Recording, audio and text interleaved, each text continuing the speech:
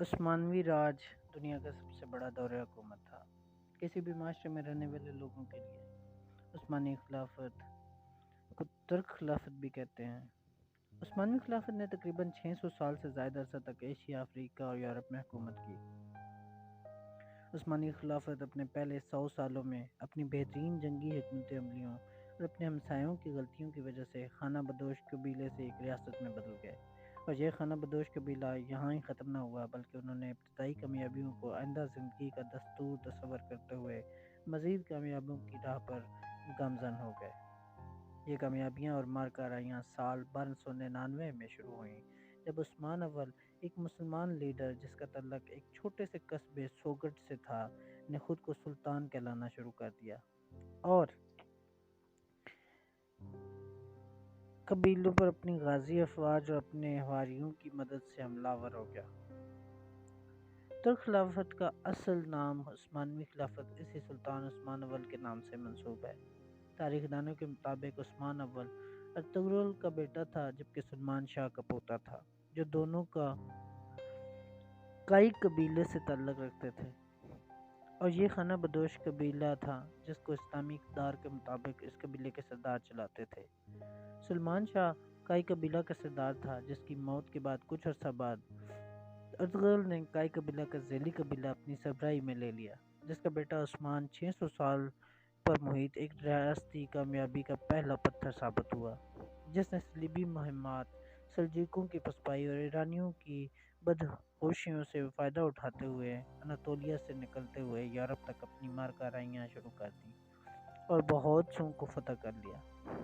14ویں صدی کی شروعات میں ہی عثمان اول نے اپنی ریاست کے ستون اتنے آگے بڑھائے کہ اس نے مرمرہ تک فتح کر لیا، مگر اس کی بدقسمتی تھی کہ اس کی بحری مہمات اس کی بحری ناتجربہ کاری کی وجہ سے جیتی نہ جا سکیں اور وہ قسطنطنیہ کو فتح نہ کر پایا۔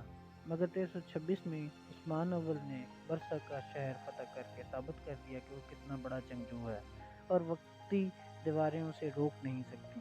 مگر بدقسمتی سے 1339 کی فتح کے قریب قریب ہی عثمان اول کی موت واقع ہوئی، جس کے بعد اس کا بیٹا اورحان غازی، جو کہ عثمانوی خلافت کا دوسرا سلطان تھا، نے ریاست کی باغ ڈور سنبھالی۔ عثمان اول کا مزار اس کے بیٹے اورحان غازی نے برسا میں ہی اس کی آخری فتح کی یاد میں بنوایا اور اسے فوجی اعزاز کے ساتھ دفن کیا۔ اورحان غازی دوسرے عثمانوی لیڈرز کی طرح نہ تھا، وہ چاہتا تھا کہ ایک بار وہ اپنے جوانوں کو متحد کر کے نظم و ضبط میں باندھ لے، جس کے لیے اس نے اپنے چھوٹے بھائی الدین سے مشورہ لیا، جس نے بھی اسے ایسا کرنے کا مشورہ دیا، جس پر اورحان غازی نے بجائے مزید مارکارائیاں کرنے کے ایک ایسی فوج تیار کی جس کا کوئی اور کام نہ تھا۔ صرف فوجی امور ہی ان کا کام تھا، وہ کسان نہیں تھے کہ جنہیں بوقت جنگ استعمال کر لیا جائے، وہ صرف فوجی تھے اور انہیں جدید حکمت عملی کے تحت تربیت دی گئی۔ حالانکہ اس کے بڑے ملک کے تمام جوانوں کو جنگ میں لے جاتے تھے، مگر اس نے بہتر جوانوں کو چن کر پرانے جنگجوؤں سے ان کی تربیت کروائی اور سب کو ان کی صلاحیتوں کے حساب سے عہدے دیے۔ جب یہ سب معاملات اورحان غازی ختم کر چکا تو اس نے عظمت اور ازنک فتح کیے، اور ان دونوں شہروں کے فتوحات کے صرف 7 سالوں بعد اورحان غازی نے کراسی کی سلطنت کو فتح کر لیا، جس وجہ سے ترک ریاست مزید پھیل گئی۔ اسی وقت اورحان غازی جان سکس کا اتحادی بھی بنا، جو بعد میں بیزنٹ ریاست کا علمدار بھی بنا، جس اتحاد کی وجہ سے اورحان غازی سلمان پاشا کی مدد سے گالیپی فتح کرنے میں کامیاب ہوا۔ گالیلی کی فتح کے بعد جان سکس نے یہ علاقہ اورحان کو چھوڑنے کو کہا، مگر چونکہ اس فتح سے اورحان کو نہ صرف مالی طور پر بلکہ ذاتی اعتبار سے بھی برتری ملی تھی، اس لیے وہ اس علاقے کو چھوڑ نہ سکا۔ 1362 میں جب اورحان غازی 80 سال کا تھا تو اس کی موت واقع ہو گئی۔ وہ اپنے والد کی سلطنت کو بڑھوتری دینے میں کامیاب رہا اور اللہ کے نام پر فتح کی گئی سرزمین کو بڑھانے میں بھی۔ اورحان کی موت کے بارے میں تاریخ دانوں کا خیال ہے کہ چونکہ کچھ عرصہ پہلے اس کے بیٹے سلمان کی شکار کے دوران موت واقع ہوئی تھی، اس لیے وہ اس بات کو دل سے لگا بیٹھا تھا اور جان بر نہ ہو سکا۔ اورحان کی موت کے بعد مراد اول نے ریاست کی باغ ڈور سنبھالی، جو کہ اورحان کا دوسرا بیٹا تھا، جس نے کوئی بھی وقت ضائع کیے بغیر ایڈریانوپل پر حملہ کر کے فتح حاصل کی۔ اب عثمانوی ریاست چونکہ ایڈریانوپل تک جا پہنچی تھی، اس لیے قسطنطنیہ کے دونوں اطراف پر ترک حکومت بن گئی تھی، جس وجہ سے وہ علاقہ اکیلا ہو گیا۔ مراد اول نے ایڈریانوپل کو اپنا دارالحکومت بنا دیا، چونکہ قسطنطنیہ کا قلعہ بہت ہی مضبوط تھا، اس لیے اب بھی ترک افواج اس طرف حملہ کرنے سے ہچکچاتی رہیں۔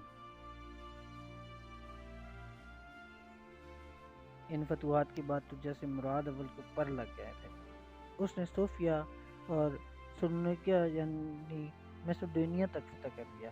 1382 میں مراد اول نے بلغاریہ پر دباؤ ڈالنا شروع کر دیا۔ پہلے بلغاریہ کے بادشاہ آئیون شوشمان کو بلغاریہ کا قبضہ اسے دینے پر آمادہ کرنا چاہا، مگر اس دوران بھی اس نے نس کو فتح کر لیا۔ 1399 میں مراد اول نے سربیا کو فتح کرنے کے لیے جنگ چھیڑ دی، مگر یہ معاملہ تھوڑا سا خطرناک نکلا۔ مراد اول کی موت واقع ہوئی اور اس کے بعد اس کے پسر بازید اول نے سے نظام حکومت سنبھالا۔ چونکہ سربیا کی جنگ سے معاملات کچھ خراب تھے، اس لیے بازید اول کو واپس اناتولیہ میں اپنا پڑاؤ ڈالنا پڑا۔ چونکہ بازید اول پہلے ہی سے ہی مسائل میں گھرا ہوا تھا، اس لیے کرمان کے افواج نے بازید اول کو للکارنے کی کوششیں شروع کر دی۔ بازید اول نے کرامان کے لوگوں سے امن کا معاہدہ طے پایا اور اپنی تمام تر طاقت بلغاریہ کو فتح کرنے میں لگا دی، جس کے بعد اس نے قسطنطنیہ جسے فتح کرنا پرانا خواب تھا کو جا لیا اور ترک سلطنت کو شاندار طریقے سے بڑھوتری دی۔ ان شاندار فتوحات کے زوم میں بازید اول اپنے افواج کے ساتھ واپس اناتولیہ آ گیا اور کرامان کو فتح کرنے کے لیے لگ گیا، کیونکہ کرامان ایک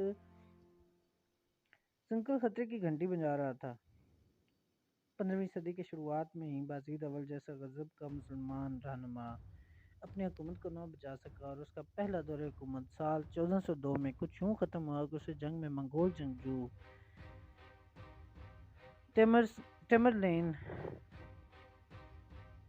جسے تیمور لنگ بھی کہا جاتا ہے، نے دھکیل دیا۔ بازید اول اس سے جنگ کرنے کے لیے واپس اناتولیہ کی طرف آیا اور انکارا کے مقام پر غضب کرنا پڑا۔ بازید اول کو تیمور ارس کی افواج نے دھوکہ سے جا لیا، کیونکہ انہوں نے انکارا کے پانی پر قبضہ کر لیا، جس سے دونوں افواج کے درمیان جنگ لازم تھی، مگر چونکہ ترک افواج بھوکی پیاسی تھی، اس لیے جنگی صعوبتیں برداشت نہ کر پائی۔ بازید اول اور اس کے بیٹوں نے جب جنگ میں پسپائی اور اس کو مقدر بنتے دیکھی تو انہوں نے وہاں سے بھاگنا چاہا، مگر بازید اور اس کے دو بیٹوں موسیٰ اور مصطفیٰ کو تیمور کی افواج نے بندی بنا لیا، جبکہ باقی تمام خاندان وہاں سے بھاگنے میں کامیاب ہو گیا۔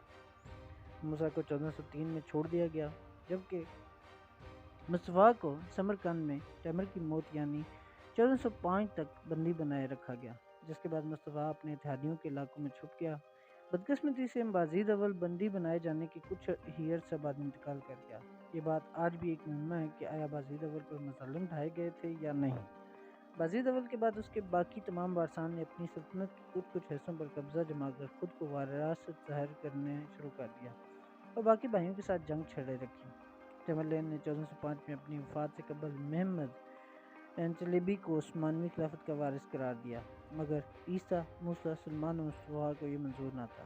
سلمان چلیبی نے ایڈریانوپل پر قبضہ کر لیا اور اس کا نام ایڈرن رکھ دیا اور اپنی طاقت بڑھاتے ہوئے جنوب مشرقی یورپ کی طرف زور آزمائی کی اور یونان تک پہنچا۔ محمد نے اپنا پنجہ اماسیا میں جما لیا، جبکہ موسیٰ اور عیسیٰ نے برسا پر اپنی حکومت جمانے کے لیے جنگ چھیڑ دی، جس کا خاتمہ عیسیٰ کی فتح پر ہوا، جس پر عیسیٰ اور محمد چونکہ اناتولیہ میں دو شیر تھے اس لیے دونوں کے درمیان جنگ چھڑ گئی، جس کا انجام محمد کی فتح پر ہوا، جس پر عیسیٰ نے قسطنطنیہ میں پناہ لی۔ محمد اب نہ صرف اماسیا بلکہ برسا کا بھی مالک تھا، جس کے بعد عیسیٰ نے پھر سے کراسی میں محمد پر حملہ کر دیا، جس کے بعد عیسیٰ کرامان میں پناہ گزین ہوا، مگر کرامان میں پناہ کے دوران جب وہ ایک عوامی حمام میں موجود تھا تو اسے دیکھا گیا اور قتل کر دیا گیا۔ سلمان جو بھائیوں کی لڑائی کو دور سے دیکھ رہا تھا، اب اناتولیہ کی طرف نکل آیا۔ اس نے پہلے برسا اور بعد میں انکارا کو فتح کر لیا، جس پر محمد کو پھر سے اماسیا میں اپنا پڑاؤ ڈالنا پڑا۔ اگلے کچھ سال سلمان کے خلاف محمد اور موسیٰ کے درمیان ایک اتحاد قائم ہو گیا۔ موسیٰ محمد کی مدد سے یورپین جانب پر حملہ ور ہو کر پڑاؤ ڈال کر بیٹھ گیا، جس پر سلمان نے عیسائی بادشاہ مینوئل دوئم سے اتحاد قائم کیا اور دونوں کا آمنا سامنا کنسٹنٹینوپل میں ہوا، جہاں موسیٰ کو سلمان نے ہرا دیا۔ سلمان کنسٹنٹینوپل میں بیٹھ گیا، جس کے دونوں اطراف میں ایک جانب محمد، دوسری جانب ایڈریانوپل میں موسیٰ بیٹھا ہوا تھا۔ اپنے غصہ کی وجہ سے سلمان نے اپنے اتحادیوں کو کھونا شروع کر دیا، جس کا فائدہ اٹھاتے ہوئے موسیٰ نے سلمان کو چا لیا اور 1411 میں موسیٰ اور سلمان کے درمیان ایڈرن میں گھمسان کرنا پڑا۔ سلمان جب موسیٰ سے ہارا تو اس نے بھاگ کر عیسائی ریاستوں کی طرف جا کر پناہ لینا شروع کی، مگر وہ راستے میں قتل کر دیا گیا، جس کی موت کے بعد صرف محمد اور موسیٰ عثمانوی خلافت کے دو دعویدار بچ گئے تھے۔ موسیٰ چونکہ عیسائی حکومتوں سے اس کے بھائی سلمان کو پناہ دینے اور کمک پہنچانے کی وجہ سے غصہ تھا، اس لیے اس نے قسطنطنیہ پر حملہ کر دیا، جس پر عیسائی راجہ نے محمد کو اپنا اتحادی بنا لیا اور محمد نے بھی قسطنطنیہ میں جا کر موسیٰ کے ساتھ لڑائی چھیڑ دی، مگر چونکہ موسیٰ پہلے وہاں پہنچ چکا تھا اس لیے اس نے وہاں اپنے قدم جما لیے تھے، جس پر محمد کو وہ علاقہ چھوڑ کر بھاگنا پڑا اور وہ دوسری طرف سے سربیا مدد کے لیے پہنچ گیا۔ سربیا میں سستانے کے بعد محمد اور موسیٰ نے چملو میں مارکا رائی کی، جس مارکا رائی میں موسیٰ کو پہلے بندی بنا لیا گیا اور بعد میں محمد نے اسے قتل کروا دیا۔ اس وجہ سے محمد سال 1413 میں ترک خلافت کا اگلا رہنما بنا، جس نے اپنے لیے سلطان محمد اول کا لقب تجویز کیا۔ اس نے پورے ملک کی باغ ڈور سنبھالی اور ان علاقوں کو متحد کیا جو آپس میں لڑ مر رہے تھے۔ اس نے اپنے دور حکومت میں اناطولیہ اور یورپی علاقوں کو متحد کیا اور دونوں علاقے کے لوگوں کی آپس میں صلح کروائی۔ محمد کو اپنے دور حکومت میں بہت سی مشکلات کا سامنا کرنا پڑا، جن میں ایک مشکل اس کا اپنا بھائی مصطفیٰ چلیبی تھا، جو آخرکار چھپنے سے تھک چکا تھا اور اب سامنے آ گیا تھا۔ اس طرح ایک انقلابی جس کا نام شیخ بدر الدین تھا بھی سامنے آ گیا، جس نے محمد کے اقتدار کو ماننے سے انکار کر دیا، جس نے محمد کو 4 سال تک تنگ کری رکھا اور آخر 4 سال بعد اسے پکڑ لیا گیا اور سولی پر لٹکا دیا گیا۔ محمد کا دور حکومت اس کی طبی موت پر سال 1421 میں ختم ہوا، جس نے اپنے پیچھے مراد دوئم جو کہ اس کا بیٹا تھا کو اپنا جانشین بنایا تھا۔ مراد دوئم کے دور حکومت میں قسطنطنیہ کے بادشاہ مینوئل دوئم نے مصطفیٰ چلیبی سے معاہدہ کیا۔ مینوئل دوئم نے مصطفیٰ چلیبی کو بازید اول کا درست جانشین مانا، مگر مصطفیٰ کو تھوڑی دیر کے لیے کچھ فتوحات نصیب ہوئیں اور آخرکار مراد دوئم نے مصطفیٰ چلیبی کو پکڑ کر مروا دیا۔ اب مراد دوئم مینوئل دوئم کا صحیح دشمن بن گیا اور اسے سبق سکھانا اس کا مقصد بن گیا تھا، جس پر اس نے قسطنطنیہ پر حملہ کر دیا، مگر مینوئل دوئم نے مراد دوئم کو ایک دھچکا دیتے ہوئے جنگ میں مراد دوئم کے اپنے 13 سالہ سگے بھائی کو ہرا دیا، جس پر مراد دوئم کو شدید دھچکے کی وجہ سے سمجھنے کا موقع نہ ملا تو وہ برسا کی طرف کمک کے لیے پہنچ گیا۔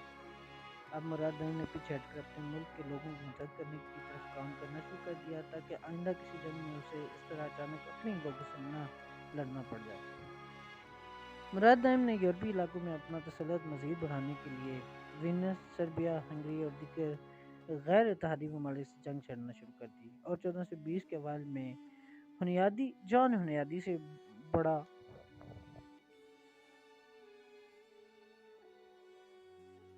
اس کا ایک معمول کا کام تھا۔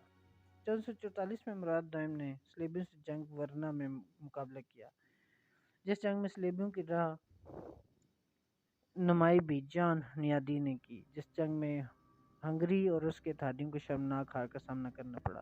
اس جنگ کی ایک خاص بات یہ بھی ہے کہ مراد دوئم کے خلاف صلیبیوں کی جنگ میں ولاکیہ کے بادشاہ ولاد سیکنڈ ڈریکول نے اپنا ایک دستہ اپنے بیٹے کی قیادت میں بھیجا تھا۔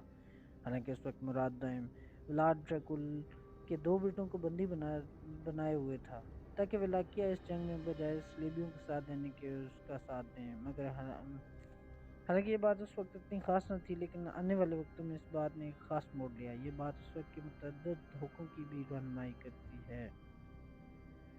جنگ ورنا سے پہلے مراد دوئم نے ریاست کی باغ ڈور چھوڑ کر محمد دوئم جو کہ اس کا بیٹا تھا کے حوالے کر دی تھی، اور اس وجہ سے صلیبیوں نے نئے بادشاہ کے تقرر اور ناتجربہ کاری کا فائدہ اٹھانے کے لیے جنگ چھڑنا چاہیے، جس پر محمد دوئم نے اپنے باپ سے درخواست کر کے واپس اسے اقتدار دیا، جس پر مراد دوئم جنگ ورنا میں گیا، جنگ جیتی اور واپس تخت اپنے بیٹے محمد دوئم کے حوالے کر دیا، تب تک کے لیے جب تک کہ دوبارہ اس کی ضرورت نہ پڑی۔ لیکن اس کی ضرورت جلد ہی دوبارہ تب پڑی جب جان ہنیادی کے مراد دوئم کو جنگ کوسوو میں للکارا۔ اس بار پھر سے جان ہنیادی کی سربراہی میں ہنگری، ولاکیہ، مولداویا اور پولینڈ نے اتحاد قائم کر کے جنگ کوسوو میں اپنے دستے بھیجے تھے تاکہ وہ جنگ ورنا کی ہار کا مراد دوئم سے بدلہ لے سکے، مگر بے سود، کیونکہ مراد دوئم نے پھر سے صلیبیوں کے ایک شرمناک ہار کا مزہ چکھایا۔ مراد دوئم اپنا دور حکومت ختم اس موڑ پر کرنا چاہتا تھا، مگر پہلے اسے تیمور منگول کے بیٹے شاہ رخ کا فساد نظر آ رہا تھا، جس وجہ سے اس نے اماسیہ کے علاقوں کی طرف خود کمان سنبھال لی۔ اس دوران مرادم نے کروچ کے قلعہ بوالیانہ میں تھا پر حملہ کیا، جس میں اسے ناکامی ہوئی۔ 1451 میں مراد دوئم بیمار ہو گیا اور جلد ہی فوت ہو گیا اور محمد دوئم کو دوبارہ اقتدار سنبھالنا پڑا۔ محمد دوئم، جسے بعد میں محمد دی کانکرر کے نام سے بھی جانا جاتا ہے، نے جلد ہی اپنی نظریں قسطنطنیہ کے قلعے کی طرف جما لیں، جس قلعہ کو فتح کرنا اس کے باپ دادا کا مقصد رہا تھا۔ اس قلعہ کی فتح کے لیے پہلے اسے غداری اور دوسرے ممالک کے حملوں سے بچنا ضروری تھا۔ اس کا حل اس نے یوں نکالا کہ اس نے ہنگری اور دیگر صلیبی ممالک سے امن کے معاہدے جات طے پائے اور اپنی فوجوں کو مضبوط کرنا شروع کر دیا۔ 1453 میں 80,000 افواج، 100 بحری بیڑوں اور توپوں کو لے کر محمد دوئم نے قسطنطنیہ پر حملہ کر دیا۔ یہ حملہ 50 دنوں تک چلتا رہا اور آخرکار یہ حملہ عثمانیوں کے لیے فتح کا باعث بنا اور آخرکار محمد دوئم نے قسطنطنیہ کو فتح کر دیا۔ محمد دوئم نے قسطنطنیہ کو اپنا نیا دارالحکومت بنا لیا اور اپنے لیے نیا نام متعارف کرایا، یعنی رومن بادشاہت کا سیزر، جس تعارف کو رومن کیتھولک چرچ نے ماننے سے انکار کر دیا، لیکن مشرقی آرتھوڈاکس چرچ نے اس لقب کو تسلیم کیا۔ محمد دوئم نے اس فتح کے بعد باقی بچے بیزنٹین علاقوں کو فتح کر لیا اور یورپ کی طرف اپنی فتوحات کا رخ موڑ لیا۔ محمد دوئم نے اپنے دور حکومت میں نئے طریقے اپنائے، جسے اس نے بیوروکریسی متعارف کرائی اور اپنے امور میں صرف ان لوگوں کو عہدے دیے جس کی وفاداری سوالیہ نشان نہ ہو۔ محمد دوئم اور ولاد III ڈریکولا کی آپس میں جو کہانی ہے، اس نسبت میں اپنی پچھلی ویڈیو میں ذکر بھی کر چکا ہوں، مگر یہ اس وقت کی سب سے پرکشش کہانی ہے۔ ڈریکولا اور اس کا بھائی روڈو محمد دوئم کے ساتھ ہی اکٹھے پلے بڑھے تھے، جبکہ دونوں بھائی محمد دوئم کے ساتھ علیحدہ علیحدہ تعلق رکھتے تھے۔ روڈو محمد دوئم کا وفادار تھا، جبکہ ڈریکولا اس کا دشمن۔ تاریخ دان ڈریکولا کی ایک چھوٹے سے علاقے پر اتنے بڑے حریف کے ہوتے ہوئے حکومت پر کچھ اعتراض بھی اٹھاتے ہیں، جو بھی، مگر اس سے محمد دوئم کی کمزوریاں جھلکتی تھیں۔ شاید وہ ڈریکولا سے اتنی انسیت رکھتا تھا کہ اسے کبھی ہار نہیں سکا۔ جب محمد دوئم نے ولاقیہ کی مہمات سے واپسی اختیار کی تو اس نے بہت ہی ناقابل ذکر الفاظ کہے: میں ایک ایسے آدمی سے اس کا ملک نہ چھین سکتا ہوں جس نے قابل ذکر ملک ایجاد کر رکھے ہوں، اور ایسا آدمی جس نے اتنا کچھ کر رکھا ہو وہ اس سے زیادہ کا حقدار ہے۔ جس بات سے ایک بات تو ظاہر ہوتی ہے کہ محمد دوئم ڈریکولا کی عزت کرتا تھا، بلا شبہ وہ چونکہ بچپن میں اس کے ساتھ پلا بڑا تھا، اس لیے اس کی عزت کے ساتھ ساتھ اس سے انسیت بھی رکھتا تھا۔ 1481 میں محمد دوئم کے وفات کے بعد بازید دوئم نے حکومت کی باغ ڈور سنبھال لی۔ بازید اول کا دور حکومت اس کے اپنے بھائی جم سلطان سے مر کرائی سے شروع ہوئی۔ بازید دوئم جب اپنے بھائی کے ساتھ دو ہاتھ کر کے فارغ ہوا تو اس نے سب سے پہلے اپنے باپ محمد دوئم کے کچھ اصولوں کو بدلنا شروع کیا اور اناطولیہ اور یورپی علاقوں کے درمیان اس طرح کا سسٹم بنایا جس سے دونوں طرف کے علاقوں میں باہمی اتحاد قائم ہوا۔ حالانکہ بازید دوئم اپنی مر کرائی کی وجہ سے نہ جانا جاتا ہے، مگر اس نے بھی نئی وینیشین ریاستوں پر غالب آنے کے لیے اپنی کوششیں جاری رکھی۔ بازید دوئم کا سب سے بڑا حکومتی امر اس کا رد عمل تھا جو اس نے اسپین میں 1492 میں مسلمانوں اور یہودیوں کو نکالنے پر کیا تھا۔ بازید دوئم نے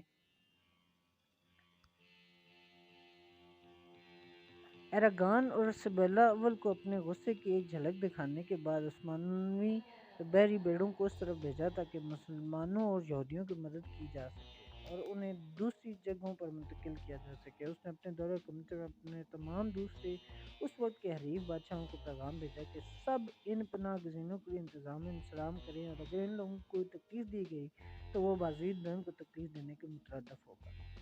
اس نرم دلی کا اسے ظاہری بھی فائدہ ہوا کہ اسپین کے پناہ گزینوں نے اس کی ریاست میں آ کر نئے مہارتیں متعارف کرائیں اور اس کے پاس نئے جنگی دستے بھی قائم ہوئے۔ یہ وہ لوگ تھے جنہیں اس نے پناہ دی تھی اور یہ لوگ بازید دوئم کے لیے کچھ بھی کر سکتے تھے۔ ان اقدامات نے بازید دوئم کو تاریخ کی نگاہ میں ایک قابل عزت اور اعلیٰ رتبے کا بادشاہ بنایا۔ یہ وہی وقت ہے جب مشہور جنیسریان افواج کا دستہ بازید نے قائم کیا۔ 16ویں صدی کے آغاز میں بازید دوئم وینس کے دستوں کے ساتھ جھڑپ میں مصروف ہو گیا۔ یہ جھڑپیں 1503 تک جاری رہیں۔ بازید دوم کو اس جنگ میں کمال پاشا کی سپہ سالاری میں کمال کی فتوحات ملی۔ جنگ کے اختتام پر ونیشین افواج کو واپس جانا پڑا اور ترکوں سے امن کا معاہدہ کرنا پڑا۔ حالانکہ اس جنگ سے ذاتی طور پر بازید کو فتح نصیب ہوئی تھی اور اناطولیہ کے لوگ بہت خوش تھے، مگر اس دوران 1511 میں ماحول بگڑنے لگا کیونکہ صفوی خاندان کے اتحادیوں نے عثمانوی خلافت کے خلاف حلہ بول دیا تھا۔ حالانکہ ان کے لیڈر کی شکلوک کی اس جنگ میں موت واقع ہوئی، مگر اس سے ماحول ٹھیک نہ ہوا کیونکہ بازید دوم کے دو بیٹے سلیم اور احمد کے درمیان اقتدار کی لڑائی چھڑ گئی۔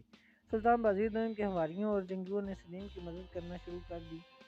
بازید دوم کو بھی احمد سے اس بات کا گلہ تھا کہ اس نے اپنے بھائی سے جنگ لڑنے کے لیے شاہ اسماعیل اول کی مدد لی تھی۔ آخرکار 1512 میں بازید دوم نے سلیم کو نیا حکمران بنا دیا، جس کے بعد میں اپنے بھائی احمد کو قتل کروا دیا۔ بازید دوم اپنے بیٹے سلیم کو اقتدار دینے کے ایک ماہ بعد ہی انتقال کر گیا۔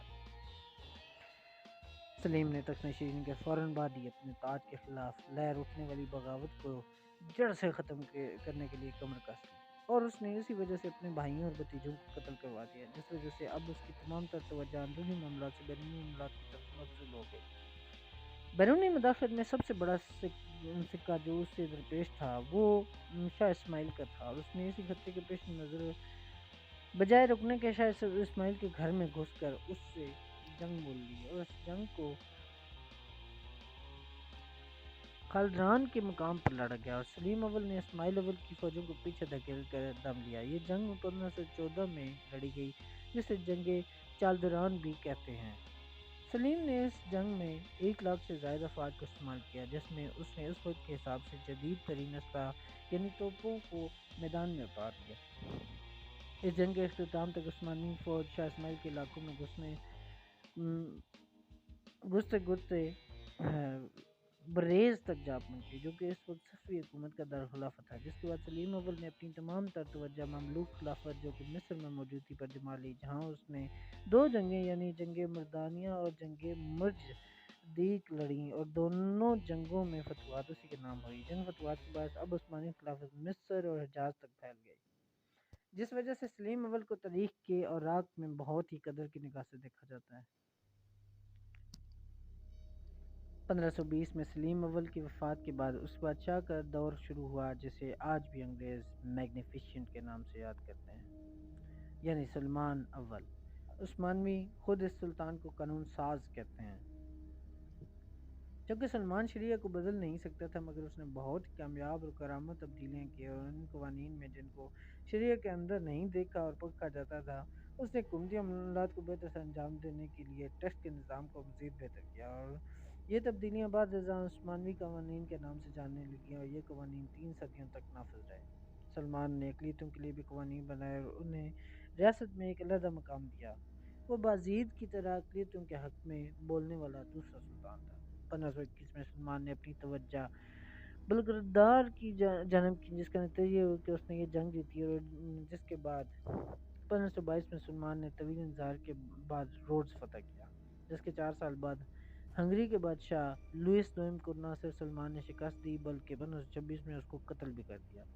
جب سلمان ہنگری کے بادشاہ کے خلاف جنگ میں تھا تو اس نے لوئس دوم کی وفات پر یہ الفاظ کہے: اللہ اس کو معاف کرے اور ان کو سزائیں دے جنہوں نے اسے غلط مشورے دیے۔ ہنگری میں اس اچانک خلا نے شہزادوں اور دوسرے امراء کے اندر اقتدار کی لالچ میں ایسی ہلچل مچائی کہ تقریباً ہر دوسرا بادشاہت کا دعویدار بن گیا، مگر عثمانوی خلافت نے ہنگری میں بادشاہت تقریباً خود قائم کروائی اور جینوس کو نیا بادشاہ تسلیم کیا۔ 1529 میں سلمان نے وینا آسٹریا پر حملہ کیا، بدقسمتی سے یہاں پر اسے فتح نصیب نہ ہوئی اور اسے پسپا ہو کر پیچھے ہٹنا پڑا۔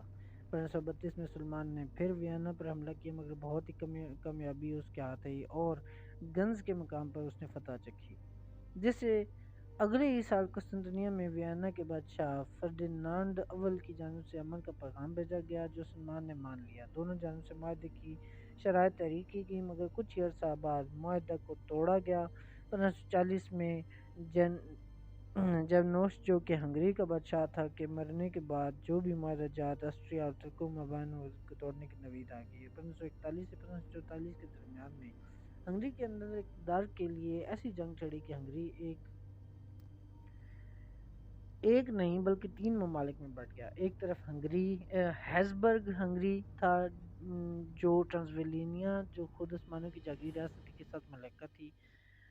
بعد کے 19 سال اس خطے میں جنگ میں گزر گئے اور اس وقت کے اور قیمتی جانوں کے ضیاع کے بعد 1562 میں امن کا معاہدہ قائم ہوا۔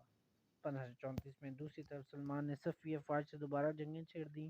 یہ جنگیں شطرنج کے کھیل کے مترادف تھیں۔ یہ جنگیں بھی امن پر ہی جا کر ختم ہوئیں، مگر ان جنگوں میں ترکوں نے بغداد تک فتح کر لیا تھا۔ انہی اوقات میں عثمانوی بحری افواج جو باربروسا کے زیر نگرانی تھی نے یونان کی طرف حملے شروع کر دیے۔ ترکوں کی بحری مہمات نہ صرف یورپ تک محدود تھیں بلکہ ان فتوحات کا دائرہ سمرقند تک جاتا تھا، جہاں باربروسا کو پرتگیزی افواج کے ساتھ جنگ میں فتوحات ملی، جس سے ظاہر ہوتا ہے کہ نہ صرف سلمان اپنے ملک بلکہ افریقہ اور مغلوں کے لیے بھی درد سر بنا رہا۔ سلمان نے اپنے آخری ایام میں جنگ میں ہی گزارے، جہاں اسے فتح تو ملی مگر وہاں اس کی جان چلی گئی، کیونکہ اس کے بھائی قتل ہو چکے تھے۔ اس لیے سلیم دوئم نے 1566 میں اقتدار کی باغ ڈور سنبھال لی، لیکن تاریخ سلیم دوئم کو ایک کٹ پتلی سلطان کے نام سے یاد رکھتی ہے، بلکہ اس کے بعد آنے والے سلطانوں میں سے کئی ایسے تھے جنہوں نے اقتدار کی ذمہ داریاں اپنے وزرائے اعظموں پر چھوڑ رکھی تھی، اور اقتدار کے معاملات میں ان کے حرموں کی عورتیں فیصلے کرنے لگ پڑی تھیں۔ اس طرح سلیم دوئم کا وزیر اعظم محمد سکولو اس کے حرم کی عورتوں نے اقتدار کی ذمہ داریاں سنبھال رکھی تھی، اور یہ صرف اپنی عیش و عشرت میں مگن رہا۔ سلیم دوئم کے دور میں اس کے باپ کے دور میں شروع ہونے والی تمام جنگوں کو چھوڑ دیا گیا اور امن کے معاہدے کرنے شروع کر دیے گئے۔ ان متعدد امن کے معاہدوں میں پہلا معاہدہ آسٹری کے ساتھ کیا گیا۔ یہ معاہدہ آسٹریئنز اور عثمانوی خلافت کی سالوں سے چلتی جنگوں کو ختم کر گیا، اور اس معاہدے کو آخری جنگ کے نام سے بھی یاد رکھا جاتا ہے۔ واحد جنگ جو سلیم دوئم کے دور میں لڑی گئی وہ سائپرس کے مقام پر کے لیے تھی، جو 1570 میں لڑی گئی تھی۔ اس سال روس کے بادشاہ ایوان دی ٹیربل نے امن کے معاہدہ کو پیغام دیا۔ 1571 میں جنگ لائنٹو کو یورپ میں جاری قحط سالیوں کے پیش نظر ختم کر دیا گیا، جس وجہ سے تھوڑے ہی عرصے کے لیے سلیم دوئم کو وینس شہر کا قبضہ مل گیا۔ 1574 تک عثمانی خلافت نے سائپرس اور ٹونیزیا دونوں کو فتح کر لیا۔ اسی سال سلیم دوئم فوت ہو گیا، جس کے بعد مراد سوئم نے اقتدار کے تخت کو سنبھالا۔ مراد سوئم اپنے والد کے طریقوں سے نفرت کرتا تھا، جس وجہ سے نہ صرف اسے بیرونی حدبندیوں پر بلکہ اندرونی خلافت بھی جنگیں لڑنا پڑیں۔ 1578 میں مراد سوئم نے پرتگیزیوں سے فیض کا اقتدار لے لیا، اور انہی ادوار میں اس نے نہ صرف ایرانیوں سے بلکہ آسٹریا سے دوبارہ جنگیں چھیڑ دیں، جو جنگ راگالی یورپی صدی جاری رہی۔ 1570 سے 1590 تک صفوی حکمرانوں کے ساتھ بھی جنگ کے سال رہے، لیکن اتنے محاذوں پر لڑنے کے لیے رقم کی ضرورت ہوتی ہے، جو رقم ٹیکسز وغیرہ وصول کر کے حاصل کی جاتی تھی، جس وجہ سے جنیسری افواج کے بھی حوصلے پست تھے۔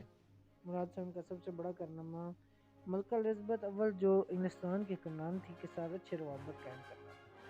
1581 میں مراد سوئم نے انگلستان کے ساتھ ایک تجارتی معاہدہ قائم کیا۔ 1595 میں مراد سوئم کے فوت ہونے کے بعد محمد سوئم نے اقتدار سنبھال لیا۔ محمد سوئم نے آسٹریا کی جنگ میں مزید تیل چھڑکا۔ ابتدائی طور پر وہ یہ جنگ ہار گیا، لیکن جلد ہی اس نے ہیزبرگ اور ٹرانسلوینیا افواج کو جنگ گرچنس میں 1596 میں ہرایا۔ 16ویں صدی کے آخری ایام خوش قسمتی کی نوید لے کر آئے، کیونکہ یورپی اتحادی افواج کا ایک ٹولہ جس کی رہنمائی میکل دی بریو کر رہا تھا کے ساتھ ترکوں کا امن کا معاہدہ ہوا۔ محمد سوئم ترکوں کی تاریخ کا 17ویں صدی کا پہلا سلطان بھی تھا۔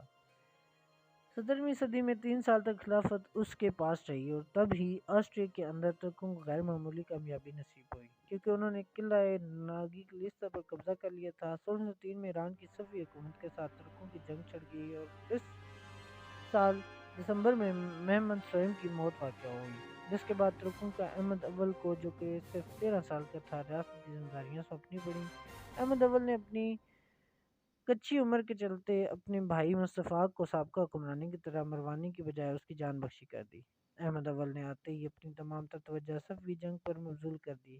اور قسطنطنیہ سے 1604 میں ایک فوجی دستہ جنگ میں بھیجا۔ جبکہ فوجی دست تاخیر کا شکار ہو گیا تھا، اس لیے تب تک ایرانی یریون پر قبضہ ہو چکے تھے، جس وجہ سے ترکوں نے غلط فیصلے لیے اور ترکوں نے اس وجہ سے مزید پسپائی ایرانیوں کے ساتھ جنگ مول لے لی۔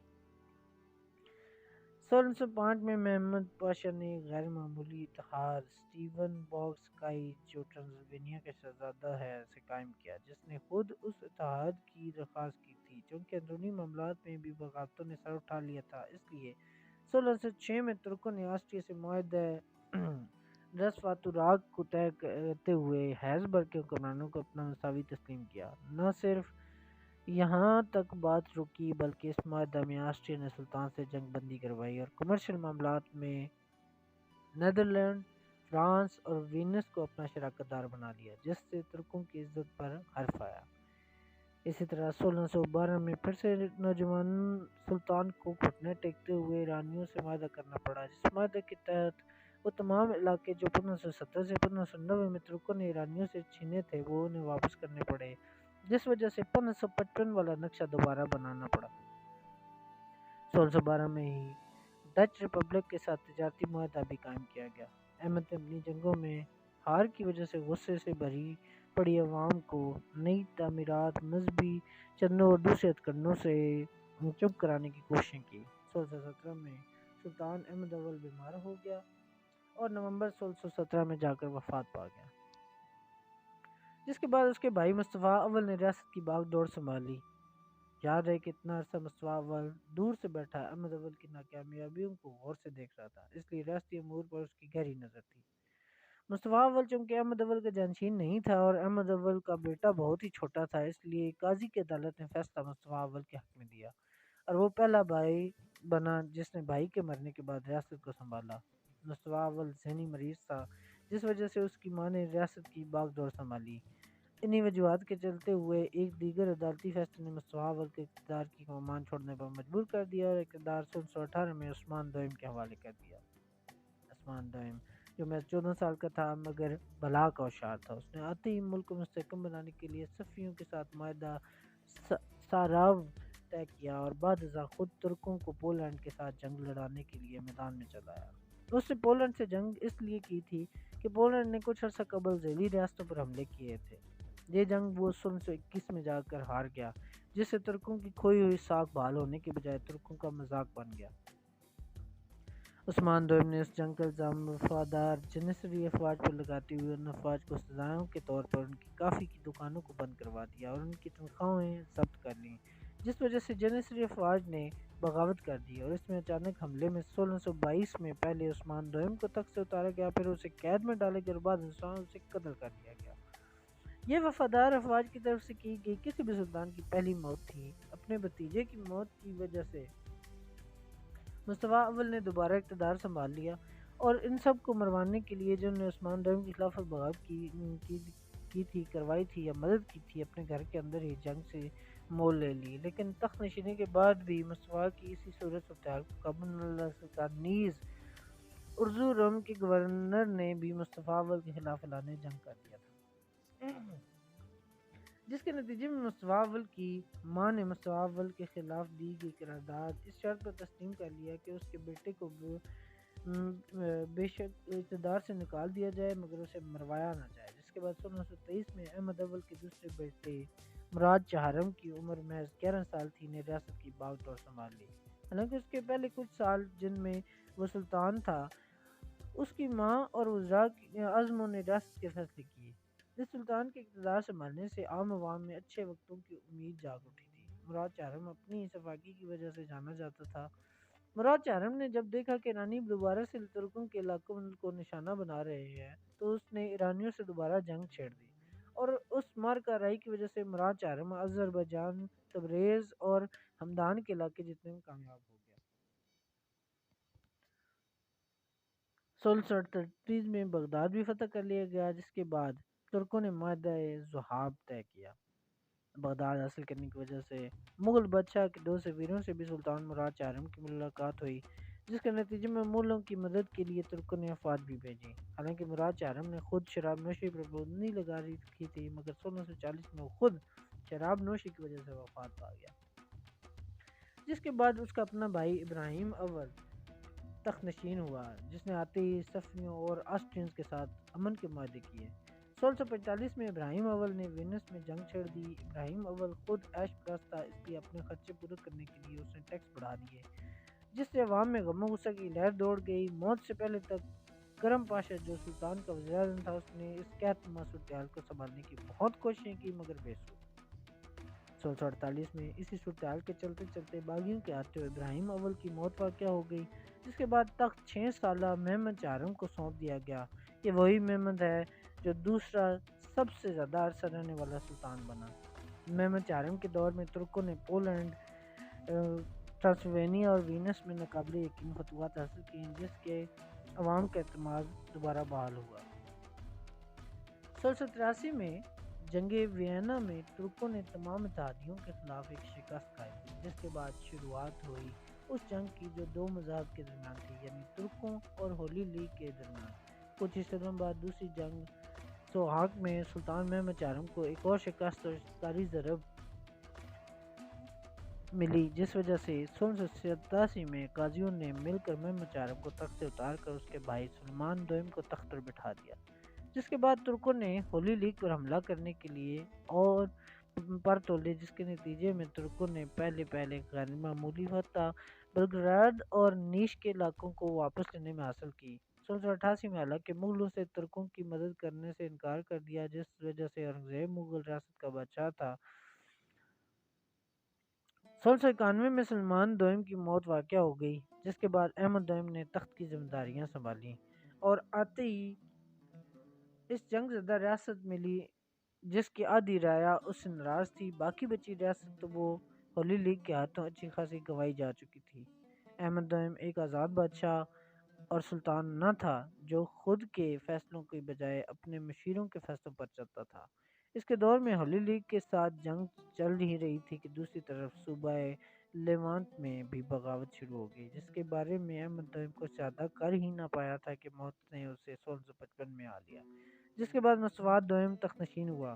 مسعود دوئم نے ان ایام میں ان جنگوں کے رہتے ہوئے شکست اور کامیابی دونوں کو مزہ چکھا، جس وجہ سے 1699 اور 1700 میں دو امن کے معاہدے ہوئے۔ پہلا امن کا معاہدہ کارلا وٹس کہلایا، جس کے مطابق ترک بلکنز میں اثر انداز نہ ہو سکتے تھے اور ان علاقوں میں اقتدار آسٹریا کو دے دیں گے۔ دوسرا معاہدہ ترکوں اور روسیوں کے درمیان تھا، جس میں روس کی ایزاو کے اندر حکومت کو تسلیم کیا گیا۔ ان معاہدہ جات کے 3 سال بعد تک امن کے ادوار میں مسعود دوئم زندہ رہا، جو 1703 میں فوت ہو گیا۔ اگلی صدی میں روس کے ساتھ خراب تعلقات میں گزر گئی۔ جہاں پہلے کے سلطان ترک سلطنت کو بڑھانے میں لگے تھے، وہاں اس صدی میں ان ترکوں کا سارا وقت اپنی سرحدوں کی حفاظت میں صرف ہوا۔ اس صدی میں ریاست کے اندر بغاوتوں اور دوسری فسادات کی وجہ سے ترک آپس میں ہی لڑنے مرنے تک پڑے تھے۔ یہاں بتاتے چلیں کہ مسعود دوئم کی موت کا واقعہ بھی بڑی اہمیت کا حامل ہے، کیونکہ ان معاہدات کی وجہ سے رعایا بہت زیادہ غصے میں تھی، جس کے نتیجے میں بغاوتیں ہونے لگ پڑیں۔ اس دور میں سلطان نے اپنی زیادہ طاقتیں اپنے وزیر اعظم فیض اللہ افندی کے حوالے کر دیں، جو پہلے سے ہی نفرت کی نگاہ سے دیکھا جاتا تھا، جس نے آتے ہی فوجیوں کی تنخواہوں میں بے شمار کمی کر دی، جس پر فوج کی کچھ یونٹس نے باغیوں کے ساتھ ہاتھ ملا لیے، جس کے بعد باغیوں نے مل کر فیض اللہ افندی کو گرفتار کر لیا، جس کے بعد انہوں نے اپنی تمام تر توجہ ایڈن کی جانب مبذول کر لی، جس کے فتح ہونے کے بعد بھی ان کا غصہ جب ختم نہ ہوا تو ان کی توجہ سلطان پر گئی اور سلطان کو اگست 22 سال 1703 میں تخت سے اتار دیا گیا، جو دسمبر 29 1703 کو قید کے دوران فوت ہو گیا۔ احمد سوئم نے تخت سنبھالا، جو مسعود دوئم کا بھائی تھا، جس کا پہلا کام باغیوں کو ان کے انجام تک پہنچانا تھا۔ احمد سوئم نے علی پاشا کو اپنا وزیر اعظم بنایا۔ احمد سوئم نے انگلستان اور فرانس دونوں کے ساتھ بہتر تعلقات استوار کیے، جبکہ اس نے اپنا نیا اتحاد بھی قائم کیا، یعنی چارلز 12 کے ساتھ، جو سویڈن کا بادشاہ تھا۔ 1709 میں جب سویڈن نے روس سے جنگ ہاری تو چارلز نے ترکوں سے پناہ طلب کی اور 1710 میں احمد سوئم نے سویڈن کی چارلز کے کہنے پر روسیوں سے جنگ مول لے لی۔ محمد پاشا، جو اس جنگ کا سپہ سالار تھا، نے ترکوں کو اس جنگ میں فتح دلوائی اور پارات کے دریائے پاس پیٹر دا گریٹ کو گھیر لیا، اور اس بندش کی وجہ سے نہ صرف اس نے روسیوں سے ایزاو کے علاقے واپس کروا لیے بلکہ قلعہ ٹیگنوروو کو مسمار کر دیا۔ 1714 میں احمد سوئم نے وینس پر حملہ کر دیا، جس نے بری اور بحری افواج کی مدد سے موریا کا علاقہ فتح کر لیا۔ اس جنگ کی خبر کی وجہ سے آسٹریا درمیان میں کود پڑا، جس کی وجہ سے 1716 کی جنگ کا آغاز ہوا، جو 1718 تک جاری رہی۔ جس جنگ میں آسٹریا کو فتح ہوئی، جس کے بعد امن کا معاہدہ ہوا، جس میں ترکوں کی موریا پر حکومت کو تسلیم کر لیا گیا۔ بدقسمتی سے اس معاہدے میں بلگراڈ اور بینٹ جیسے علاقے آسٹریا کو دینا پڑے۔ 1724 میں روس کے ساتھ ہوئے معاہدے کا اختتام ہوا، جس کے تحت صفی علاقوں کی تقسیم ہونا تھی، لیکن 1730 تک ترکوں کو ان علاقوں سے بھگا دیا گیا، جس کے بعد پھر سے عوام میں بغاوت ابھر پڑی، جس کے بعد محمود اول کو ریاست کی باغ ڈور سنبھالنے دیا گیا۔ محمود اول بغاوت کا سر کچلنے میں یوں کامیاب ہوا کہ اس نے باغیوں کے سرغنہ کے ساتھ ساتھ کافی تعداد میں باغیوں کو پھانسی پر چڑھا دیا۔ اس کے دور حکومت میں وہ ایران کے ساتھ آئے روز جنگ میں مشغول رہا، لیکن ان جنگوں کا کوئی نتیجہ اخذ نہ ہوا۔ 1735 میں یورپ سے بھی جنگوں کی صدائیں آنا شروع ہوئیں۔ نئی روس ترک جنگ تب شروع ہوئی جب روس نے معاہدہ گنجا پر مہر ثابت کی۔ یہ معاہدہ روس نے ایران کے ساتھ ان ایام میں کیا جب ترک پہلے سے ہی ایرانیوں کے ساتھ جنگ میں محو تھے، جس سے ایرانیوں اور روسیوں کے درمیان ایک اتحاد قائم ہوا۔ جی ہاں، یہ وہی ادوار ہیں جب مسلمان ایک دوسرے کو مارنے کے لیے دشمنوں سے ہاتھ ملا لیا کرتے تھے۔ روسیوں نے اس اتحاد کے بعد کرائمیا پر تابڑتوڑ حملے کرنے شروع کر دیے۔ آخرکار روسی اوزاو تک پہنچ گئے، جہاں انہوں نے ترکوں کے قلعوں پر مظاہرائی کرنے کے بعد قابو پا لیا۔ حالانکہ روسیوں کی منصوبہ بندی بہت جارحانہ تھی، مگر اس دور میں انہیں اپنے تمام منصوبوں کو روکنا پڑا، کیونکہ تب ایک وبا پھیل گئی جو 1737 سے 1739 تک چلی۔ تب بھی آسٹریا نے اس اتحاد میں ترکوں کے مخالف دھڑے میں رہنا چاہا، لیکن ترکوں نے آسٹرینز کو بار بار شکست کا مزہ چکھایا اور 1739 میں بلگراڈ سے ہاتھ دھونا پڑے۔ ان تینوں نے معاہدے کرنے کے لیے ہاتھ پیر چلانے شروع کر دیے، لیکن ان معاہدوں کی صداؤں کا کوئی نتیجہ نہ نکلا۔ روس نے ترکوں کی زمینوں کے اندر مزید 1739 میں گھسنے کی تیاریاں پکڑ لیں، حالانکہ آسٹریا اب اس جنگ سے جان چھڑانا چاہ رہا تھا۔ اسی سال معاہدہ بلگراڈ پر مہر ثبت کی گئی، جس سے آسٹرو ترکش جنگ کا خاتمہ ہوا، جس میں آسٹریا کو سربیا جیسے علاقوں سے ہاتھ دھونا پڑا۔ روس نے بھی بالآخر معاہدہ نیش پر دستخط کیے، آسٹریا کے صرف ایک ماہ بعد ہی، جس سے روس کی ترکوں سے جنگ کا خاتمہ ہوا، مگر روس نے اوزاو کا قبضہ اپنے پاس رکھا۔ اس معاہدے کے 6 سال بعد سلطان محمود اول کی طبی موت واقع ہو گئی، جس کے بعد عثمان سوئم نے سلطنت پر اپنی چاپ چھوڑی۔ یہ سلطان مصطفیٰ دوئم کا بیٹا تھا، جس نے 51 سال قید میں گزارے تھے، جس وجہ سے وہ بہت سخت مزاج ہو چکا تھا، جس وجہ سے تاریخ دان اس دور میں عثمانی خلافت اور دوسری جگہوں پر ہونے والی تبدیلیوں کے ذمہ دار عثمان سوئم کو بالکل نہ ٹھہراتے ہیں۔ اس نے اپنے دور میں محل میں بجائے جانے والے تمام موسیقی کے ساز و سامان پر پابندی لگا دی۔ 1 سال بعد ہی عثمان سوئم کی موت واقع ہو گئی۔ 1757 میں مصطفیٰ سوئم گدی پر برجمان ہوا۔ اس سلطان نے بیرونی سازشوں سے زیادہ اندرونی میکانزم پر توجہ رکھی، جیسے اس نے سکوں میں ہیر پھیر کو پکڑا۔ یہ ان سلطانوں میں سے تھا جو دوسرے علاقوں میں سیر کو جاتے تھے اور وہاں دیکھتے تھے کہ آیا ان کے قوانین پر پوری طرح عمل میں ہو بھی رہا ہے یا نہیں۔ بیرونی طور پر وہ یورپ کے ساتھ امن کی حالت میں رہنا چاہتا تھا، تب تک کہ جب تک روس کے ساتھ جنگ مجبوری نہ بن گئی۔ روس کی کرائمیا اور پولینڈ کے اندر سازشوں سے ترکوں میں غم و غصہ پایا جاتا تھا، جس وجہ سے 1768 میں ایک اور ترکوں اور روسیوں کے درمیان جنگ کا آغاز ہوا۔ یہ جنگ شرمناک شکست میں تبدیل ہوئی۔ 1774 میں مصطفیٰ سوئم اس شرمناک ہار کی وجہ سے ہارٹ اٹیک سے وفات پا گیا، جس کے بعد عبدالحمید اول نے ریاست کی باغ ڈور سنبھالی۔ سب سے نمایاں کارنامہ جو عبدالحمید اول کے دور میں ہوا وہ جنیسری افواج کو دوبارہ ترک سلطنت کے پرچم نیچے اکٹھا کرنا اور انہیں وفادار بنانا تھا۔ اسی طرح اس نے ترک افواج کو متحد کیا۔ اسی طرح عبدالحمید اول نے افواج کی تربیت کے لیے امپیریل نیول اسکول کی بنیاد رکھی۔ عبدالحمید اول نے اپنے دور میں عراق، شام اور مصر پر اپنی گرفت مضبوط کی۔ حالانکہ روس کے ساتھ جنگ کرنا عبدالحمید اول کی اولین ترجیحات میں سے ایک نہیں تھا، تب بھی اسے 1784 میں روس کے ساتھ جنگ میں جانا پڑا، کیونکہ روس نے پچھلے معاہدے کا فائدہ اٹھاتے ہوئے اپنی اوقات سے بڑھ کر اقدام کرنے شروع کر دیے تھے۔ روس کے ساتھ پہلے جنگ میں عبدالحمید اول نے ڈٹ کر مقابلہ کیا، مگر پھر روس نے آسٹریا سے مدد مانگ لی اور آخرکار عبدالحمید اول کے دستوں کو ہار ہوئی۔ عبدالحمید اول 1799 میں وفات پا گیا۔ 1799 میں جنگ کے دوران ہی سلیم صاحب نے تخت اور جنگ دونوں کو سنبھالا، جس نے روس کے ساتھ معاہدہ کر لیا۔ سلیم صاحب نے جنگ کو نمٹانے کے بعد ایک کمیٹی بنائی جس میں ٹیکس اور دوسرے معاملات کے عوام کے تحفظات کو زیر بحث لا کر اقدام کیے گئے۔ سلیم نے یورپ کی دارالحکومتوں میں اپنے سفارت قائم کیے۔ صدی کے آخر میں ترکوں کا ایک بہت بڑا دھچکا یوں لگا کہ نپولین نے مصر میں محاصرہ شروع کر دی، جس سے سلطان سلیم صاحب کو فرانس کے ساتھ جنگ شروع کرنا پڑی، اور غیر یقینی طور پر ترکوں نے اس جنگ میں برٹن اور روس دونوں کے ساتھ ایک اتحاد قائم کیا۔ یہ نئی کارروائیاں اگلی صدی تک چلتی رہیں، جس وجہ سے عثمانوی خلافت میں کچھ اور تبدیلیاں واقع ہوئیں۔ 1801 میں نپولین کو فرانس کے اندر ہونے والی بغاوتوں کی وجہ سے مصر کو چھوڑ کر گھر جانا پڑا، جس سے عثمانیوں کو ایک سکون کی سانس لینے کا موقع ملا۔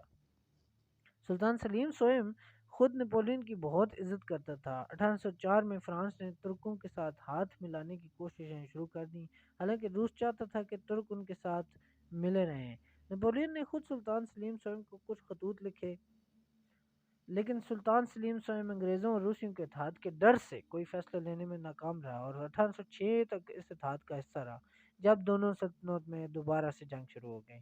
دوسری طرف گھر میں بغاوت بھی شروع ہو گئی۔ 1807 میں سلطان سلیم سوئم کو تخت سے اتار لیا گیا اور قید میں ڈلوا دیا گیا۔ مصطفیٰ چہارم کو تخت پر بٹھا دیا گیا اور آتے ہی سلیم سوئم کو مروا دیا۔ مصطفیٰ چہارم کے خلاف بغاوت اسی کے اپنے بھائی نے کی اور محض 1 سال کے بعد ہی مصطفیٰ چہارم کو اتار کر خود تخت پر بیٹھ گیا۔ یہ تھا محمود دوئم۔ 1821 میں یونانیوں نے ترکوں سے آزادی حاصل کرنے کے لیے عالم بغاوت کا اعلان کیا اور ساتھ ہی رومانیہ میں بھی بغاوت شروع ہو گئی۔ پہلے مصر کے گورنر کی مدد سے محمود دوئم نے صورتحال سنبھالی، مگر پھر روس، ایران، انگریزوں اور فرانسیسیوں کے اتحاد نے پاسا بدل کے رکھ دیا۔ 1830 میں جا کر یونان کی آزادی کو ترکوں نے تسلیم کر لیا۔ مصر کے گورنر سے محمود دوئم نے وعدہ کیا تھا کہ وہ اس سے شام کا کنٹرول دے گا، جس وجہ سے بعد میں وہ مکر گیا۔ تب علی پاشا نے اپنے بیٹے ابراہیم پاشا کی رہنمائی میں محمود دوئم کے خلاف جنگ کرنے کے لیے دستہ بھیجا، جس نے دمشق جیسے علاقوں کو فتح کرتے کرتے قسطنطنیہ تک رسائی کرنے کی کوشش کی۔ 1839 میں محمود دوئم کی موت واقع ہو گئی، جس کے بعد عبدالمجید اول نے تخت پر اپنا حق جمایا اور مصریوں کے ساتھ جنگ میں لگ گیا۔ فرانس نے مصریوں کا ساتھ دیا، جبکہ برطانیہ، روس، پرشیا اور آسٹریا سلطنان کی مدد کو پہنچ گئے۔ اس اتحاد نے لندن میں ایک معاہدہ بنایا کہ محمد علی پاشا جن علاقوں فتح کر چکا ہے وہاں حکومت بطور گورنر کرے، مگر ترک خلافت کا یہ حصہ رہے، جس کو ماننا محمد علی پاشا کے لیے سود مند نہیں تھا۔ تو اس نے فرانسیسیوں سے مدد چاہی، مگر فرانس جو پہلے مصریوں کا اتحاد تھا، اب اس نے باقی فورسز سے اتحاد قائم کر لیا، جس وجہ سے محمد علی پاشا نے معاہدہ مان لیا، جس سے اسے شام، حجاز جیسے علاقوں کو ترکوں کو واپس کرنا پڑا۔ 1853 میں عبدالمجید اول نے روس سے کرائمیا کے لیے جنگ شروع کی اور روس کی بے تار ڈرتے ہوئے فرانس اور برطانیہ سے ترکوں کا ساتھ دیا، لیکن آسٹریا نے غیر سے روس کا ساتھ دیا۔ بعد میں جب آسٹریا نے روسیوں کو اس نسبت پر ڈرایا کہ وہ برطانیہ، فرانس اور ترک اتحاد میں اتحادی بن جائیں گے، تو روس کو مجبوراً 1856 میں معاہدہ پیرس پر دستخط کرنا پڑے۔ عبدالمجید نے اپنے دور میں ایک فرمان جاری کیا جس کے مطابق تمام مذاہب اور تمام ذاتیں سلطان کی نظر میں ایک جیسے تھے۔ 1861 میں عبدالمجید کو اتحادیوں نے لبنان کی آزادی کو ماننے پر مجبور کر دیا، جس کے فوراً بعد وہ فوت ہو گیا، جس کے بعد عبدالعزیز نے تخت سنبھالا۔ اس سلطان نے اپنے بھائی کے جاری اصلاحات کو فروغ دیا۔ یہ سلطان چند سلطانوں میں سے ایک تھا جو اپنے بھائی سے بہت پیار کرتے تھے۔ اس نے اپنے بھائی کی یاد میں ہر وہ کام آگے بڑھایا جو عبدالمجید کر رہا تھا، جیسے ماڈرنائزیشن اور ویسٹرنائزیشن۔ اس نے پبلک ایجوکیشن سسٹم میں اصلاحات کیں۔ 1876 میں عبدالعزیز کو اس کے اپنے عمرا نے تخت سے اتار دیا۔ یہ وہ وقت تھا جب عظیم ترک ریاست کے چھوٹے چھوٹے ٹکڑے ہو چکے تھے، سربیا، رومانیہ، یونان، مونٹینیگرو، یہ سب آزاد تھے۔ جس کے بعد عظیم الشان سلطان عبدالحمید دوئم نے تخت سنبھالا۔ پہلے مراد پنجم کو تخت پر بٹھا دیا گیا، مگر 90 دن کے بعد ہی اسے اتار دیا گیا کیونکہ وہ ذہنی معذور تھا۔ 1876 میں عبدالحمید دوئم نے پہلا ترک آئین متعارف کرا لیا، لیکن یہ آئین 2 سال تک ہی قائم رہا۔ اگلے کچھ سالوں میں فرانس نے تنیزیا اور برطانیہ نے مصر پر قبضہ کر لیا، جس وجہ سے عثمانیوں نے جرمنی کے ساتھ رابطے استوار کیے۔ جس وقت 1897 میں گریکو ٹرکش وار کا آغاز ہوا، جو کہ کریٹ کے بارے میں تھی کہ آیا کریٹ ترکوں کا علاقہ ہے یا یونانیوں کا۔ جرمن، روس، آسٹریا ہنگری، برطانیہ، ان تماموں نے ترکوں کا ساتھ دیتے ہوئے کریٹ میں اس کے امن کروایا۔ یہ جنگ چھوٹی سی تھی جو یونان ہار گیا، جس سے اسے ترکوں کے ساتھ معاہدے میں بھاری محصول دینا پڑے۔ سلطان عبدالحمید دوئم نے یوں تو یونانیوں کو ہار کا مزہ چکھایا تھا، مگر پھر بھی اپنے گھر میں ہی بغاوت شروع ہو گئی۔ ترکوں کے زوال کی شروعات اگلی صدی میں شروع ہوئی، جس میں سب سے بڑی وجہ ینگ ٹرکش ریولیوشن نامی ایک تنظیم تھی۔ یہ تنظیم جوان طالب علموں کی بنائی ہوئی تھی جو چاہتے تھے کہ دوبارہ سے آئین قائم ہو۔ ایک طرف ترکوں کو یورپین اتحادیوں کی وجہ سے دفاعی صورتحال کا سامنا تھا، دوسری طرف گھر میں جوانوں کی تنظیم نے ناک میں دم کر رکھا تھا۔ آخرکار 1908 میں انقلاب برپا ہو گیا، جس انقلاب کی رہنمائی احمد نیازی، ایوب صابری اور اسماعیل انور جو یونینسٹ تھے نے کی، جنہوں نے عبدالحمید دوئم کو مجبور کیا کہ وہ اپنا رول ختم کر کے آئین کو دوبارہ بحال کریں۔ جس کے بعد عبدالحمید دوئم نے آئین بحال کر دیا، جس کے نومبر 1908 میں پہلے جنرل الیکشن ہوا، جس میں بہت سی نئی پارٹیاں بنی۔ یہ سب لوگ وہ تھے جنہیں حکومت چلانے کا کوئی تجربہ نہیں تھا۔ عبدالحمید دوئم کا رتبہ محض ایک سمبولک عہدہ تھا۔ 1909 میں عبدالحمید ثانی کی مونارکی کو بحال کرنے کی کوشش سے بغاوت شروع ہوئی، جس کے بعد عبدالحمید دوئم کو 1909 میں تخت سے اتار کر محمد پنجم کو تخت پر بٹھا دیا گیا، جو محض نام کا سلطان تھا۔ نئی عثمانی گورنمنٹ نے عیسائیوں اور یہودیوں پر کوئی توجہ نہ دی اور ان کی طرف سے بغاوتیں شروع ہو گئیں۔ 1912 میں مونٹینیگرو، سربیا، بلغاریہ اور یونان نے کمزور ترکوں کے خلاف اعلان جنگ کیا۔ حالانکہ روس اس جنگ میں ظاہری طور پر حصہ نہ بنا، مگر اس نے اتحادیوں کی مدد کی جن کا مقصد میسیڈونیا کو ترکوں سے آزاد کرانا تھا۔ دوسری طرف اٹلی نے بھی ترکوں سے نارتھ افریقہ میں جنگ چھیڑ رکھی تھی۔ اٹلی نے وہاں اپنا تسلط قائم کر لیا، کیونکہ ترک گھر میں ہی اتنے بڑے اتحاد سے جنگ میں تھے، جس سے افریقہ میں ترک سلطنت کا سرے سے خاتمہ ہو گیا۔ بلکن جنگ میں ترکوں کو شکست ہوئی، جس سے البانیہ کا قیام ہوا۔ 4 ماہ کے بعد لندن میں امن کا معاہدہ ہوا، جس سے ترکوں کو یورپ کے اندر باقی ماندہ تمام ریاستیں چھوڑنا پڑی۔ دوسری بلکن جنگ میں ترک خود جنگ میں نہ گئے تھے، مگر نئے اتحاد کے اندر آپس میں جنگ چھڑی تھی، تو ترکوں نے اس بات کا فائدہ اٹھاتے ہوئے ایڈرینوپل پر حملہ کر کے اسے فتح کر لیا۔ 1914 میں جنرل الیکشن میں سی یو پی جماعت نے بازی مار لی، جس سے 1914 میں عثمانوی امپیریل گورنمنٹ اس سال کے جنوری میں قائم ہوئی۔ اکتوبر 1914 میں ترکوں نے پہلی جنگ عظیم میں حصہ لینے کی ٹھانی، جو کہ ترکوں اور جرمن معاہدے کی وجہ سے ہوا۔ حالانکہ ترکوں کا رفعت پاشا جو پیرس میں سفیر تھا نے آگاہ کیا تھا کہ وہ جنگ میں نہ جائیں۔ دوسری طرف انور پاشا جو وزیر دفاع تھا کا موقف تھا کہ جرمنی نے اپنی کامیابیوں سے جتا دیا ہے کہ جرمنی یہ جنگ آسانی سے جیت لے گا۔ پہلا حملہ جو ترکوں نے جنگ عظیم میں کیا وہ روس کی بلیک سی کے ساحل پر ہوائی حملہ کر کے کیا، جس سے روس بھی جنگ میں کود پڑا اور اپنے ساتھ برطانیہ اور فرانس کو بھی ملا لیا۔ شروعات میں ترکوں کو پہلی جنگ عظیم میں کامیابی ہوئی، جیسے جیسے ترک جنگ لڑنے میں مصروف تھے، عربوں نے اعلان بغاوت کر دیا، جس وجہ سے اب ترک درمیان میں پھنس گئے تھے۔ ایسے میں طلعت پاشا نے اپنی وزارت سے استعفیٰ دیا تو احمد عزت پاشا نے وزارت عظمیٰ کا قلمدان سنبھالتے ہی امن کی کوششیں شروع کر دیں۔ 1918 میں ایک معاہدہ قائم ہوا، جس سے ترکی کی جنگ عظیم اول سے سبکدوشی کا اعلان ہوا۔ چونکہ نئی گورنمنٹ کو تجربہ نہ تھا، اس لیے ایک طرف مغربی دنیا آہستہ آہستہ ترکی کے اندر داخل ہوتی جا رہی تھی، دوسری طرف اچانک آئی آفتوں سے پریشان عوام میں بغاوتیں شروع ہو گئیں۔ امن کے معاہدے میں مغربی قوت نے یہ لکھوا رکھا تھا کہ اگر انہوں نے محسوس کیا کہ ترک اپنی حکومت سنبھال نہیں پا رہے تو وہ ترک علاقوں پر قبضہ کر لیں گے، اور اس نسبت ترک کچھ بھی نہ کر پائے۔ 1920 تک آتے آتے نہ صرف لڑائی کا اچھا خاصا علاقہ فرانس اور دیگر مغربی قوتوں کے قبضے میں چلا گیا، بلکہ ترکوں کے معاشی معاملات پر بھی مغربی قوتوں نے قبضہ کر لیا۔ ترکوں کی خلافت کا اختتام ہوا تو عربوں نے اپنے اپنے علاقوں میں تسلط قائم کر لیا، جبکہ باقی ماندہ علاقوں میں مغربی قوتوں نے قبضے کر لیے۔ مغربی قوتوں نے ترکی کی تقسیم فرانس، یونان، اٹلی، برطانیہ اور آرمینیا میں کر دی۔ ترکی کے اندر بغاوتوں کی وجہ سے آزادی کی جنگ شروع ہوئی، جس سے قومی اسمبلی کا قیام ہوا۔ روس نے ترک کے اندر ان قوم پرستوں کا سلطان کے خلاف ساتھ دیا، جس سے بالآخر سلطنت کا خاتمہ ہوا اور ترکوں نے خود کے لیے علیحدہ ملک کا قیام کیا۔ آخری سلطان محمد ششم نے ترکی چھوڑ کر باقی ماندہ زندگی جلا وطنی میں گزار دی۔ اس کے وطن چھوڑنے سے اصل معنوں میں عظیم الشان خلافت کا خاتمہ ہوا۔ جس کے بعد مصطفیٰ کمال اتا ترک نے بطور صدر ملک کو سنبھالا اور مغربی قوتوں سے اچھے تعلقات قائم کیے۔ نئی ترک حکومت نے معاہدہ لوزین کے تحت آزاد ریاست قائم کی جو 1923 میں علیحدہ ریاست بنی اور اس کا نام ریپبلک آف ٹرکی رکھا گیا۔ اب اسے ترکیہ کہتے ہیں۔ ترکوں کی تاریخ عثمانوی خلافت کی شروعات سے بھی بہت پہلے کی دلچسپ تھی، جو ترکوں کے اناطولیہ کے قبائل کی آمد سے شروع ہوئی، جنہوں نے ظلم کے خلاف جدوجہد کر کے ریاست قائم کی، اپنی رعایا کو خوش و خرم رکھا اور بعد ازاں اسی رعایا کی بے جا بغاوتوں کے نتیجے میں زوال کا شکار ہوئی۔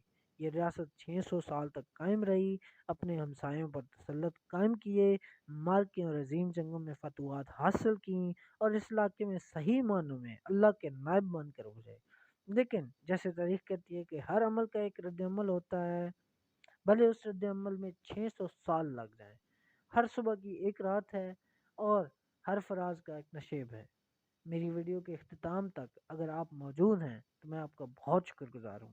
اس طرح کی مفصل ویڈیو لاتے رہنے کے لیے ضروری ہے کہ آپ مجھے سپورٹ کریں، میرے چینل کو سبسکرائب کریں۔ یہ سب پڑھنے کے لیے، تیار کرنے کے لیے مہینوں لگتے ہیں، ایسے میں اگر آپ میرا چینل سبسکرائب کریں گے تو دلی خوشی نصیب ہوگی۔ انشاءاللہ اگلی ویڈیو لے کر آئندہ حاضر ہوں۔